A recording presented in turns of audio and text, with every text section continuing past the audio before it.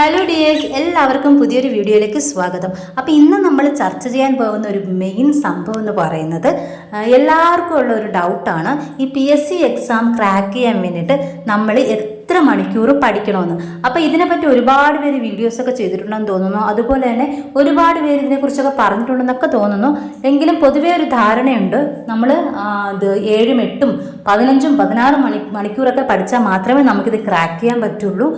അങ്ങനെ ഒരു ധാരണ എല്ലാവർക്കും ഉണ്ട്. ആ ഒരു ധാരണ ഉള്ളത് കൊണ്ട് തന്നെ പലരും ഇതിൽ നിന്നും പിന്മാറി പോവുകയും ഒരുപാട് പേര് PSC എക്സാം വേണ്ട, പ്രിപ്പയർ ചെയ്യണ്ട എന്നൊക്കെ വിചാരിക്കുന്ന ഒരു മടുത്തു പോകുന്ന ഒരു രീതിയിലുള്ള ഒരുപാട് പേരുണ്ട് ഇതൊക്കെ കേട്ടിട്ട്.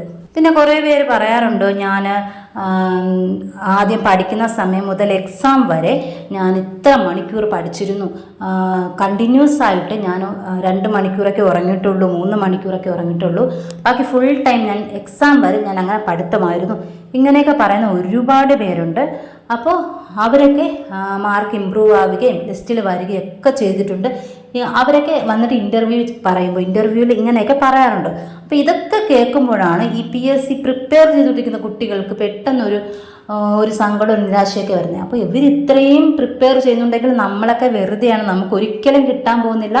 അവരവിടെ ഉറക്കമില്ലാതെ കിടന്ന് പഠിക്കുകയാണ്. അപ്പോൾ അവരത്ര ഹാർഡ് വർക്ക് ചെയ്യുകയാണ്, അവർ ഉറക്കമില്ലാതെ നിന്ന് പഠിക്കുകയാണ്.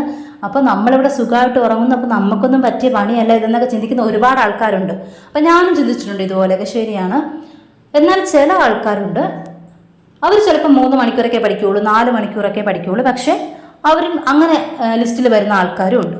രാവിലെ മുതൽ രാത്രി വരെ ഒരു ഇതും ഇല്ലാതെ, നമ്മൾ വിശ്രമം ഒന്നുമില്ലാതെ കണ്ടിന്യൂസ് ആയിട്ട് പഠിക്കുന്ന ഒരുപാട് ആൾക്കാരുണ്ട്. അപ്പോൾ ചിലവർക്ക് അങ്ങനെ പഠിക്കാൻ കഴിയില്ല, ഒരു ഗ്യാപ്പ് ഇല്ലാതെ കണ്ടിന്യൂസ് ആയിട്ട് ഇരുന്ന് പഠിക്കാൻ ചിലവർക്ക് കഴിയില്ല.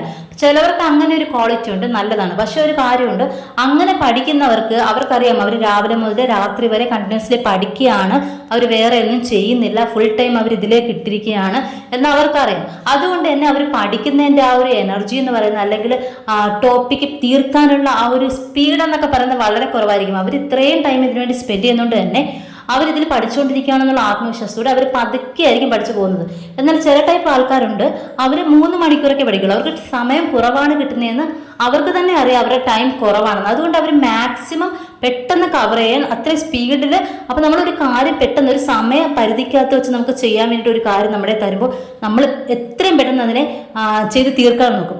അത് ചെയ്ത് തീർക്കാൻ നോക്കുന്നതിനൊപ്പം നമുക്കത് പെട്ടെന്ന് മനസ്സിലാക്കാനും പറ്റും. ചിലവരുണ്ട്, അവർ സബ്ജക്റ്റ് മാറ്റി മാറ്റി പഠിക്കും. ഇപ്പോൾ 1 മണിക്കൂർ ഒരു സബ്ജക്റ്റ് പഠിക്കും, അത് കഴിഞ്ഞിട്ട് അടുത്ത 1 മണിക്കൂർ വേറൊരു സബ്ജക്റ്റ് പഠിക്കും. അങ്ങനെയുള്ളവരുണ്ട്. ഈ രാവിലെ മുതൽ രാത്രി വരെ ഇരുന്ന് പഠിക്കുന്ന, കണ്ടിന്യൂസ് ആയിട്ട് പഠിക്കുന്നവർ ചിലപ്പോൾ ഒരു സബ്ജക്റ്റ് മാത്രമായിരിക്കും അവർ കണ്ടിന്യൂസ് ആയിട്ട് പഠിച്ചുകൊണ്ടിരിക്കുന്നത്. അപ്പോൾ ഈ 2 രീതിയിലായാലും ഒരുപാട് വ്യത്യാസങ്ങളുണ്ട്. അപ്പോൾ 2 രീതിയും ബെറ്റർ തന്നെയാണ്. അത് നമ്മൾ കൊണ്ടുപോകുന്ന രീതി എങ്ങനെയാണ്, അതെങ്ങനെ നമ്മൾ പ്രയോജനപ്പെടുത്തുന്നത് എന്നുള്ളതിലാണ് കാര്യം. സത്യം പറഞ്ഞാൽ ഇപ്പോൾ LDC ഒക്കെ പോയിട്ട് ഇനി പഠിക്കേണ്ടെന്നൊക്കെ വിചാരിച്ചിരിക്കുന്ന ഒരുപാട് ആൾക്കാരുണ്ട്. അപ്പോൾ ഇനി നമുക്ക് എന്തായാലും LDC പോലുള്ള ഒരു എക്സാം കിട്ടിയില്ല, പിന്നെ നമുക്കിനി വേക്കൻസി ഒക്കെ കുറവുള്ള മറ്റൊരു PSC എക്സാമിന് വേണ്ടി പ്രിപ്പയർ ചെയ്യേണ്ട എന്നൊക്കെ വിചാരിച്ച് ഒരുപാട് മാറിപ്പോയ ആൾക്കാർ കാണും. ചിലവരുടെ മോട്ടിവേഷൻസ് ഒക്കെ കേട്ടും തിരിച്ചു വന്ന കുറച്ച് ആൾക്കാർ കാണും. ചിലവരുണ്ട്, നമുക്ക് ഇത് കിട്ടിയില്ലെങ്കിൽ കുഴപ്പമില്ല, നമുക്ക് വേറൊരു വഴി നോക്കണം, അല്ലെങ്കിൽ രണ്ടാമത് നമ്മൾ വേറൊരു ചിന്ത, ഇതില്ലെങ്കിലും കുഴപ്പമില്ല എന്നുള്ളൊരു ചിന്ത വരുന്നവർക്ക് ഇത് കണ്ടിന്യൂസ് ആയിട്ട് എത്രത്തോളം എഫക്റ്റീവായിട്ട് ഈ ഒരു പഠനം കൊണ്ടുപോകാൻ പറ്റുമെന്ന് എനിക്ക് അറിയില്ല. എന്നാൽ ഇത് തന്നെയാണ് എൻ്റെ വഴി, നമുക്ക് വേറെ ഇനി ഒരു ഇതില്ല, കിട്ടിയാലും കിട്ടിയില്ലെങ്കിലും നമ്മൾ ഇതിൽ തന്നെ ഉറച്ചു നിൽക്കുമെന്ന് വിചാരിക്കുന്നവർക്ക് തീർച്ചയായിട്ടും അവർ ഇത് കൺസിസ്റ്റൻസിയോടുകൂടി പഠിച്ചു കഴിഞ്ഞാൽ നമുക്ക് തീർച്ചയായിട്ടും ഇതിൽ ജോലി കിട്ടുമെന്നുള്ളത് ഉറപ്പാണ്. പിന്നെ ചിലവർ ചിന്തിക്കും, ഇതിന് നമുക്ക് കിട്ടാൻ പോകില്ല എന്നൊക്കെ ചിന്തിക്കുന്നവരുണ്ട്. അപ്പം നമുക്ക് കിട്ടുമോ കിട്ടിയില്ലയോ എന്നുള്ളതല്ല, നമ്മൾ ചെയ്യാനുള്ളത് ആദ്യം ചെയ്യുക എന്നുള്ളതാണ് നിങ്ങൾ ആദ്യം നോക്കേണ്ടത്. അപ്പോൾ ഇനിയിപ്പോൾ നമുക്ക് സെക്രട്ടേറിയറ്റ് അസിസ്റ്റൻറ്റ് എക്സാമിന് വളരെ കുറച്ച് ദിവസമേ ഉള്ളൂ. അപ്പോൾ ഇപ്പോഴും ക്വസ്റ്റ്യൻസ് വരുന്നുണ്ട്, ഇനി പഠിച്ചാൽ കിട്ടുമോന്ന്. അപ്പോൾ ഇതെല്ലാ എക്സാമിൻ്റെയും സമയമാകുമ്പോൾ, അവസാന സമയമാകുമ്പോൾ വരുന്നൊരു ക്വസ്റ്റ്യാണ്, ഇനി പഠിച്ചാൽ കിട്ടും. കൂടുതൽ ഇത് ബിഗിനേഴ്സ് ആയിരിക്കും ചോദിക്കുന്നത്, അല്ലാത്തവർ ചോദിക്കുമെന്ന് എനിക്ക് തോന്നുന്നില്ല. കൂടുതലും ഈ ഇടയ്ക്കൊക്കെ PSCയിലോട്ട് വന്നവരായിരിക്കും ഈ ഒരു ചോദ്യം മെയിനായിട്ടും ചോദിക്കുന്നത്.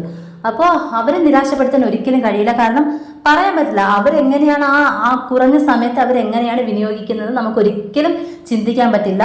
അതുകൊണ്ട് നമുക്ക് ആരെ നിരാശപ്പെടുത്തി അങ്ങനെ പറ്റില്ല, അങ്ങനെ നിങ്ങൾക്ക് കിട്ടില്ല എന്ന് നമുക്ക് ഒരിക്കലും പറയാൻ പറ്റില്ല. ചിലപ്പോൾ ഇത്രയും വർഷങ്ങളായിട്ട് പ്രിപ്പയർ ചെയ്യുന്നവരെക്കാളും ബെറ്റർ ആയിട്ട് ചിലപ്പോൾ അവർക്ക് മുന്നേറാൻ കഴിയും. അതുകൊണ്ട് അങ്ങനെ ഒരു ചിന്തയൊന്നും വേണ്ട. അപ്പോൾ നിങ്ങൾ ചെയ്യേണ്ടതെന്ന് പറഞ്ഞാൽ ഈ നോൺ GK പോർഷനും കറണ്ട് അഫെയർ നന്നായിട്ട് കൊണ്ടുപോവുക.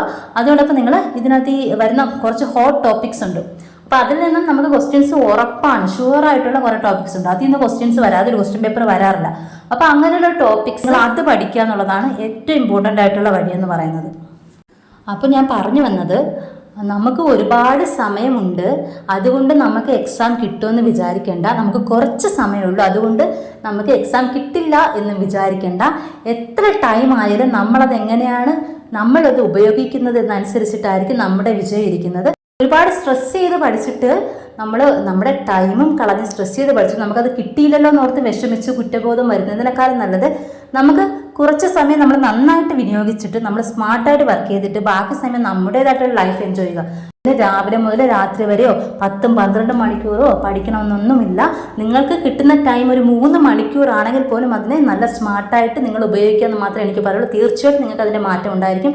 അതുകൊണ്ട് എത്ര മണിക്കൂർ പഠിക്കണം, ഇനി പഠിച്ചാൽ കിട്ടുമോ എന്നുള്ള ചോദ്യമായിട്ട് ആരും വരരുത്. ഇനി പഠിച്ചാൽ നിങ്ങൾക്ക് കിട്ടും. നിങ്ങൾക്ക് ഇത്ര മണിക്കൂർ തന്നെ പഠിക്കണമെന്നുമില്ല. ഉള്ള മണിക്കൂർ നിങ്ങൾ ഹോട്ട് ടോപ്പിക്സ് ഏതൊക്കെയാണ്, ഇമ്പോർട്ടൻറ്റ് പോർഷൻസ് ഏതൊക്കെയാണ് നിങ്ങൾ മനസ്സിലാക്കുക ആദ്യം. അതിനുശേഷം അതിനെ ക്ലിയർ ആയിട്ട് കീറി മുറിച്ച് പഠിക്കുക. ബാക്കി വരേണ്ടതെല്ലാം നിങ്ങളടുത്ത് വന്നിരിക്കും, ഉറപ്പാണ്. നിങ്ങൾ ചെയ്യേണ്ട കടമകൾ നിങ്ങൾ ചെയ്യുക, ബാക്കിയെല്ലാം നിങ്ങളുടെ കയ്യിലെത്തും. അപ്പോൾ ഇത്രയേ ഉള്ളൂ എന്ന് പറയാൻ വേണ്ടിയിട്ട്. അപ്പോൾ okay, thank you so much.